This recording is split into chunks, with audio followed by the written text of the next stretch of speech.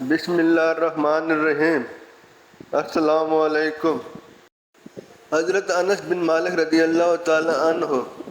فرماتے ہیں کہ مجھے رسول اللہ صلی اللہ علیہ وآلہ وسلم نے بیان کیا، مجھے حضرت جبرائیل علیہ السلام نے بتایا کہ آدمی حوروں کے پاس آئے گا، حوریں اس کا استقبال کریں گی معانقہ اور مصافحہ کر کے۔ حضرت ثابت فرماتے ہیں کہ حضرت انس رضی اللہ تعالیٰ عنہ فرماتے ہیں کہ حضور صلی اللہ علیہ وآلہ وسلم نے فرمایا، اگر باغ کے کسی پھول کو ظاہر کیا جائے تو اس کے سامنے سورج چاند کی روشنی مدھم ہو جائے، اگر وہاں کی کوئی حور اپنا ایک بال ظاہر کرے، اس کی خوشبو سے مشرق اور مغرب مہک اٹھے، لوگ تکیے کے ساتھ ٹیک لگائے ہوں گے، اچانک ان کے اوپر نور چمکے گا، وہ گمان کرے گا کہ اللہ عز و جل نے اپنی مخلوق پر توجہ فرمائی ہے، وہ حور ہی اسے ندا دے رہی ہوگی،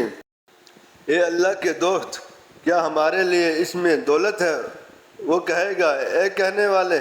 تو کون ہے؟ وہ حور کہے گی، میں وہی ہوں جن کے بارے اللہ عز و جل فرماتا ہے ہمارے پاس اس سے زیادہ ہے۔ وہ مڑ کر اس کی طرف دیکھے گا تو وہ حسن و جمال و کمال ہوگا، وہ پہلی مرتبہ نہیں ہوگا، وہ اس حالت میں تکیہ کے ساتھ ٹیک لگائے ہوں گے، اچانک ان کے اوپر نور ہوگا، وہ دوسری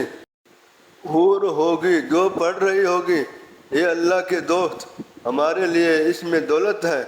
وہ کہے گا، اے پڑھنے والی تو کون ہے؟ وہ کہے گی، میں ہی پڑھنے والی ہوں جن کے بارے میں اللہ عز و جل فرماتا ہے کوئی جان نہیں جانتی کہ ان کے لیے کیا پوشیدہ ہے، آنکھوں کی ٹھنڈک ہے، یہ جزا ہے جو عمل کرتے تھے، ہمیشہ ایک بیوی سے دوسری بیوی کی طرف تبدیل ہوتا رہے گا۔